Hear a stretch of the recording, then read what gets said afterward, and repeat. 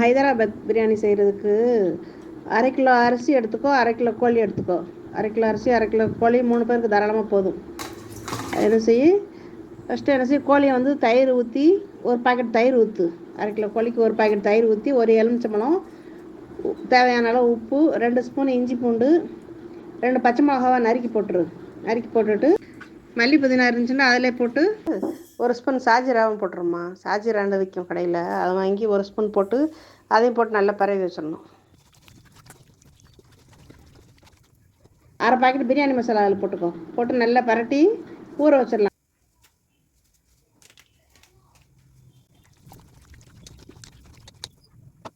சட்டி அடுப்பில் வச்சுமா, அதில் 2 குழிக்கரண்டி எண்ணெய் ஊற்றிக்கோ, 2 ஸ்பூன் நெய் ஊற்று. அதில் முந்திரி பருப்பு போட்டு நல்லா வறுத்து அதை அள்ளிடு. 3 பல்லாரி அதில் போட்டுரு. நான் மொத்தத்தில் 4 பல்லாரி போடணும். ஒரு பல்லாரி வச்சுக்கோ. 3 பல்லாரி அதில் போட்டு நல்லா செவக்க வறுத்து அள்ளி வச்சுட்டு,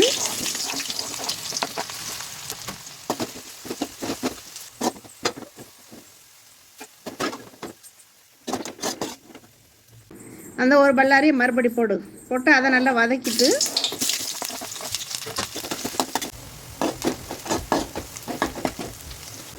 ரெண்டு ஸ்பூன் இஞ்சி பூண்டு, 1/2 பாக்கெட்டு பிரியாணி மசாலா,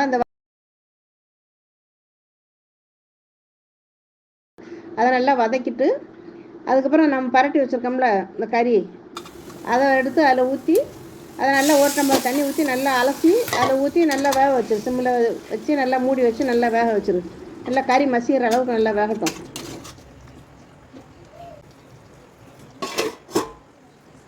பக்கத்து அடுப்பில் என்ன செய்யி, நல்லா தண்ணியை கொதிக்க வச்சிரு. தண்ணியை ஓலை கொதிக்கிற மாதிரி கொதிக்க வச்சு, சோறை இந்த 1/2 கிலோ அரிசி ஊற வச்சிருக்குல, கழுவி ஊற வச்சிரு. முதல்ல ஊற வச்சுட்டு அந்த அரிசி எடுத்து அதில் போட்டு நல்லா 1/2 வேக்காடு அளவு சோறு ஒரு அளவுக்கு உப்பு போட்டு நல்லா வேக வச்சிரு. வெந்த உடனே அதை நல்லா வடித்து வச்சுக்கிட்டு,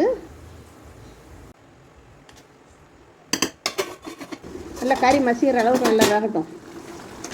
வெந்த பிறகு அதை வேக வச்சுட்டு பக்கத்து அடுப்பில் என்ன செய்யி, கீழே தோசைக்கல்லை வச்சு அதில் ஒரு டம்ளர் தண்ணி ஊற்றி, தம் போடுற சட்டியை தூக்கி அதில் வச்சு, ஃபஸ்ட்டு சோறை ஒரு லேயர் நல்லா போட்டுட்டு, அதுக்கு மேலே நம்ம வறுத்த முந்திரி பருப்பு வெங்காயம் இருக்குல்ல, அதை வந்து நல்லா தூவி விட்டுட்டு,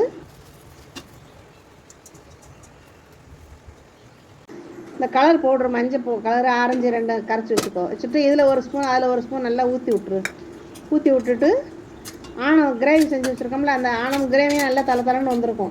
அந்த நேரத்தில் அதையும் அடுப்பு இறக்கி வச்சுட்டு அதில் ஒரு லேயருக்கு அப்படி நல்லா ஊற்றி விட்டுட்டு, ஒரு ஸ்பூன் நெய், அதுக்கு மேலே ஒரு ஸ்பூன் நெய் நல்லா ஊற்றி விட்டுட்டு, அதுக்கு மேலே சோறு ஒரு லேயர் போடணும்.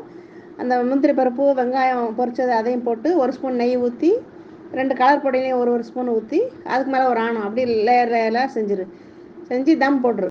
நல்லா ஒரு 10 நிமிஷம் சிம்மிலே வச்சு தம் போட்டுரு. நல்லா